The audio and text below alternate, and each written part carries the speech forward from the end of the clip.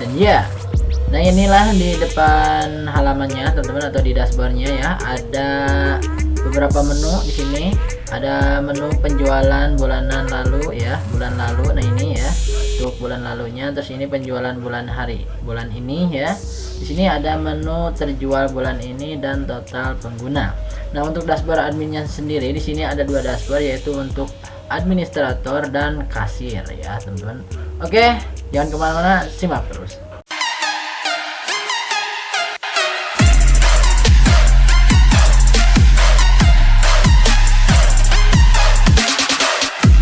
Yups. Dan di pertemuan kali ini teman-teman, kita akan membahas aplikasi e-kios ya, atau bisa juga dikatakan toko online ya, toko online seperti restoran ataupun kasir dan yang lain sebagainya ya. Di sini ada dua menu login teman-teman. Ada login administrator dan nantinya ada menu login untuk kasir ya. Jadi untuk administrator itu menambahkan produk, dan kasir nanti untuk pengelolaan sistem pembayaran dan lain sebagainya, seperti itu. Oke teman-teman, langsung saja di depan mata kita di sini saya sudah persiapkan untuk file codingannya. Jadi nanti sebelum teman-teman melangkah lebih jauh, nanti ketika teman-teman download, jangan lupa teman-teman nanti simpan terlebih dahulu, yaitu di folder dimana teman-teman menginstalkan XAMPP ya. Kalau di sini contohnya saya menginstalkan XAMPP-nya yaitu di local D teman-teman. Nah ini ya, karena dengan satu catatan teman-teman harus menginstalkan XAMPP yang support PHP 5 ya. Karena kalau misalkan PHP 7 itu nantinya akan ada beberapa yang error. Nah, di sini saya menginstalkan dua versi XAMPP, teman-teman. Pertama, saya menginstalkan versi XAMPP yang support PHP 7 saya instalkan di local C, dan versi XAMPP yang support PHP 5 saya instalkan di local D. Oke, nanti setelah teman-teman download, maka teman-teman masuk di mana teman-teman menginstalkan si folder XAMPP-nya. Di sini saya anggap teman-teman sudah tahu atau sudah bisa menginstalkan XAMPP-nya ya. Dan teman-teman sudah menginstalkan XAMPP-nya. Lalu selanjutnya teman-teman tinggal klik masuk ke folder XAMPP, lalu masuk ke htdocs ya. Dan di sini teman-teman pastikan saja atau simpan si folder project codingannya. Di sini saya kasih contoh dengan nama e-kios ya untuk folder project codingannya. Oke teman-teman, nanti teman-teman untuk folder ini teman-teman bisa buka menggunakan text editor. Di sini saya menggunakan Sublime teman-teman. Jadi di sebelah pojok di sini ada file, lalu teman-teman dengan open folder, arahkan ke mana teman-teman menyimpan folder codingannya, yaitu di sini ya, e-kios. Nah, tinggal select folder seperti itu ya. Dan ini kita close terlebih dahulu yang satunya. Oke, nah ini teman-teman ya. Kita masuk ke sini, ini untuk indeksnya. Oke teman-teman, langsung saja di sini saya akan review dari si file-file codingannya sendiri, folder-folder, mungkin ke function-function atau fungsi-fungsi yang pentingnya ya. Saya anggap teman-teman di sini sudah memahami PHP dasar, HTML dasar, dan CSS-nya. Maka di sini saya hanya mereviewnya saja, mereview dari si folder codingan dan file-file codingannya ya.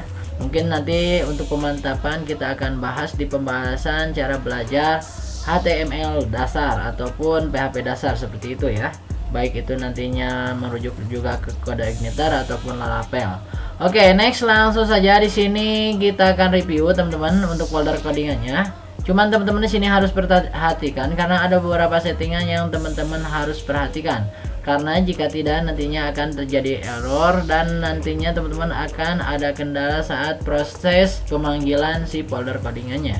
Oke, langsung saja di paling atas di sini ya, saya ini kasih nama dengan e-kios, dan di dalam e-kios di sini ada beberapa folder juga, ada folder application. Nah, di folder application ini ya teman-teman, jadi semua aplikasi yang nantinya akan ditampilkan di sebuah halaman websitenya, maka kita simpan di sini. Nah ini ya, di sini juga kita kasih nama beberapa folder juga, ada chat, config ya, controller, dan ini sebenarnya template teman-teman ya, tapi tidak jauh beda ya. Di dalam application kurang lebih seperti ini ya.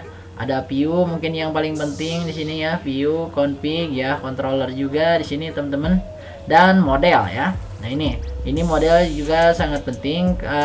Mungkin yang lainnya ini hanya tambahan seperti helper, language ya, libraries dan lain sebagainya. Cuman yang agak penting ini biasanya ini di config, controller, terus juga di model dan view ya. Dan jangan lupa di sini mungkin untuk file indexnya. Nah ini ya. Nanti ini akan berelasi ke file-file atau folder-folder yang lainnya seperti itu. Oke, itu pembahasan sekilas dari folder application. Next, kita akan masuk ke folder asset ya. Nah, di folder asset di sini ini sebenarnya lebih ke stylenya ya, teman-teman, atau nantinya ke halaman UI-nya ketika kita akan menampilkan si halaman websitenya ya. Jadi kita membuat desain, sebenarnya untuk pendesainannya itu terletak di sini ya, teman-teman. Nah, ini untuk CSS-nya. Di sini ada folder CSS, data tabel, gambar, image, JS dan vendor ya. Nah, ini untuk CSS-nya, teman-teman. Nah, inilah styling nantinya yang akan ditampilkan di website kita. Seperti itu. Oke, next selanjutnya kita akan masuk ke folder system. Nah, di sini di folder system kita akan buka, ada beberapa folder juga di sini, teman-teman. Ada core, database, font, helper, language, libraries ya. Ini sebenarnya bawaan dari template ya, teman-teman. Cuman ya kita juga harus memahami dari folder-foldernya sendiri. Mungkin yang paling penting di sini adalah di folder database ya. Mungkin untuk core, font, helper ini dibiarkan saja default. Mungkin saya juga tidak akan terlalu dalam membahasnya ya. Mungkin saya akan bahas saja di folder database. Nah, di database di sini juga ada satu folder lagi, yaitu folder driver ya. Nah, dari driver di sini ada beberapa file juga, ada DB ya. Ini DB semua, teman-teman. Ada DB PHP, cache ya, ini atau cache ya, teman-teman. Terus juga di sini ada DB driver, terus juga 4G ya, dan ada juga query seperti itu. Ini sebenarnya template ya, teman-teman. Cuman ketika kalau kita memahami file-filenya nanti untuk merubah dan merelasikan sebuah filenya itu akan mudah ya. Oke, next selanjutnya kita akan masuk lagi ke folder user. Nah, inilah di sini ini sangat banyak sekali, teman-teman. Di folder user ada download, image ya, static, contributing. Di sini ada database juga, documentation. Nah, di dokumentasi juga di sini teman-teman bisa nantinya memahami dokumentasi dari si framework ini. Oke, dan ini untuk cara instalasinya, libraries ini sebenarnya lebih ke template juga ya, template bawaan dari si framework ini ya. Oke, next langkah selanjutnya di sini kita masuk lagi, teman-teman. Oke, ini file-file tambahan juga, ini composer, dan yang paling penting sini adalah db ikios.sql. Ini adalah sebuah database-nya ya. Dan untuk database-nya juga nanti biar teman-teman tidak pusing, saya sudah satu folderkan dalam folder ikios. Dan satu catatan bagi teman-teman semua, ini hanya sebagai pembelajaran saja. Silahkan nanti dikembangkan lagi ya, teman-teman, agar supaya programming atau developer di Indonesia lebih maju dan lebih berkembang. Oke, mantap ya. Mungkin itu saja yang saya dapat review dari codingannya ya. Itu sepintas, teman-teman, gambaran ya, garis besarnya saja. Next, langkah selanjutnya kita akan masuk ke folder application di sini. Masuk lagi ke folder application dan kita masuk ke folder config. Nah, di sini yang paling penting, teman-teman, di folder config ya, yang teman-teman ini sering banyak keliru ya. Bang, kenapa ketika saya masukkan passwordnya tidak ada apa-apa, jadi tidak bisa login? Mungkin salah satu kendalanya teman-teman salah menginstalkan versi exam, atau juga teman-teman itu si database-nya belum connect ya. Nah, untuk pengkoneksian database-nya adalah di sini yang paling pentingnya, teman-teman, yaitu di menu di file config. Nah, ini di file config, lalu teman-teman cek base URL-nya. Nah, base URL ini apa? Ini itu yaitu nanti untuk pemanggilan si folder project codingan yang ini ya, teman-teman ya, ikios ini nanti di browser ya. Ini akan kita panggil ya dengan http localhost karena menggunakan localhost dan ikios. Dan langkah selanjutnya adalah di sini, teman-teman, di database-nya. Nah, ini untuk pengoneksian database, lalu kita scroll ke bawah. Nah, ini kita langsung saja. Nah, di sini ini untuk koneksinya teman-teman harus perhatikan ya. Untuk hostname-nya kasih dengan localhost, untuk username-nya root, password-nya seperti biasa kosongkan, dan untuk database-nya teman-teman di sini isi ya sesuai kebutuhan teman-teman. Contoh di sini saya kasih nama dengan DB Ikios ya. Dan yang ke bawah ini defaultkan saja. Jika nanti teman-teman berbeda untuk di file ini ya, silahkan teman-teman samakan seperti ini ya. Yang paling penting adalah di 4 folder ini ya, di hostname, user, juga di password dan DB name ya, seperti itu. Oke ya, kira-kira mungkin teman-teman paham. Next, langkah selanjutnya kita langsung saja akan membuat database terlebih dahulu. Dengan cara teman-teman silahkan hidupkan dulu XAMPP-nya ya, teman-teman di sini silahkan teman-teman hidupkan Apache dan MySQL-nya saja. Jadi teman-teman cukup menginstalkan exam. Jadi di exam ini sudah ada Apache dan MySQL. Jadi teman-teman tidak usah menginstalkan satu-satu Apache dan MySQL, karena dari bawaan XAMPP ini sudah ada Apache dan MySQL-nya. Mantap ya. Dan silahkan nanti teman-teman samakan untuk versinya ya, versi exam-nya ini yaitu versinya Pi di sini 5.6.14 ya, atau di sini untuk control panelnya teman-teman bisa samakan juga yaitu P3.2.1. Paham ya? Jangan sampai salah ya, karena kalau versi examnya berbeda juga ini nantinya akan berpengaruh ya. Oke, next setelah itu kita akan langsung saja membuat database baru teman-teman, dengan cara kita klik di sini ke browser teman-teman, lalu teman-teman ketikkan saja localhost ya. Nah, seperti itu, lalu kita klik enter saja. Dan arahkan di sini teman-teman ke phpMyAdmin. Oke teman-teman, dan langkah selanjutnya setelah kita dibawa ke halaman phpMyAdmin, maka kita akan membuat database terlebih dahulu di sini ya. Oke, dengan cara teman-teman di sini klik new saja ya. Oke. Langkah selanjutnya di sini teman-teman tinggal kasih nama untuk nama database-nya.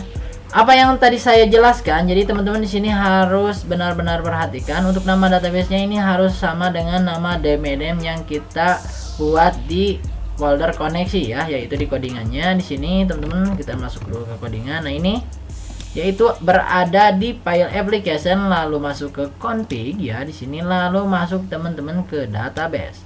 Ya, di sini ini untuk base URL di config-nya dan ini untuk database-nya. Lalu scroll ke bawah. Nah, ini untuk DB name-nya adalah DB Ikios ya. Jangan sampai salah. Untuk mempermudah dan tidak keliru, teman-teman tinggal Ctrl C saja dan kita kembali lagi ya. Dan pastekan saja di sini sehingga menjadi DB Ikios ya. Oke, langkah selanjutnya teman-teman tinggal klik buat. Dan di sini saya sudah membuatnya, jadi saya tidak akan membuatnya lagi. Untuk tahap-tahapnya seperti itu ya. Langkah selanjutnya setelah teman-teman membuat nama database-nya, itu baru membuat nama database-nya. Kita belum mengisikan tabel-tabel ataupun isi dari database-nya. Karena kita sudah membuatnya, jadi kita cukup mengimpornya saja. Dengan cara teman-teman tinggal klik import. Dan di sini teman-teman tinggal pilih file ya. Oke, dan langkah selanjutnya arahkan di mana teman-teman menyimpan si folder codingannya, yang itu yang tadi di awal. Saya di sini contohnya menyimpan di local D karena saya menginstalkan examnya di local D. Lalu masuk ke folder exam dan masuk ke ht.cs dan cari folder codingannya yaitu Ikios. Nah, ini. Dan untuk database-nya sudah saya satu folderkan di sini dengan nama DB Ikios. Teman-teman tinggal klik saja dan klik open. Langkah selanjutnya teman-teman tinggal scroll ke bawah dan klik kirim. Oke, nanti tunggu hingga prosesnya beres untuk pengimportan database. Mungkin itu memerlukan beberapa menit ya. Karena di sini saya sudah mengimpornya, jadi saya tidak akan mengimpornya lagi. Untuk tahap-tahapnya seperti itu ya. Paham ya? Oke, next setelah seperti itu, jadi kita akan buka terlebih dahulu ya, teman-teman. Di sini saya kasih nama dengan tadi yaitu DB Ikios. Nah, di sini kita buka di DB lalu masuk ke DB Ikios. Nah, ini ya, teman-teman, kita buka saja. Nah, ini untuk tabel-tabelnya sendiri, teman-teman. Di sini ada tabel detail, diskon ya, invoice, ada kategori, menu dan pelanggan ya. Karena nantinya akan ada dua pemlogin, teman-teman, yaitu untuk administrator dan untuk kasir ya. Seperti itu. Oke, next selanjutnya setelah teman-teman membuat database-nya dan mengimpor database-nya yang telah kita buat ya. Kalau teman-teman perhatikan, saya di sini akan sedikit ulas ya untuk folder database-nya ya. Nah, ini untuk create dan lain sebagainya. Nah, ini teman-teman. Ini db-ikios.sql. Jadi teman-teman membuat database-nya seperti biasa, create tabel. Jadi nanti tabel apa saja ya, akan berapa tabel. Nah, ini karena di sini sudah ada untuk database-nya sendiri, jadi teman-teman tidak usah membuatnya dari awal. Jadi teman-teman cukup mengimpornya saja ya, seperti itu. Oke, paham ya? Oke, langsung saja kita akan memanggil ya, mencoba memanggil si folder project codingannya. Oke, teman-teman. Kita masuk lagi ke browser dan di sini teman-teman tinggal new browser saja, lalu di sini teman-teman tinggal ketikkan saja localhost ya. Oke, localhost teman-teman, lalu slash ya, jangan sampai salah, localhost slash nama folder project codingan, yaitu yang ini, yaitu ikios ya. Oke, kita ketikkan saja ikios, lalu langkah selanjutnya kita klik enter.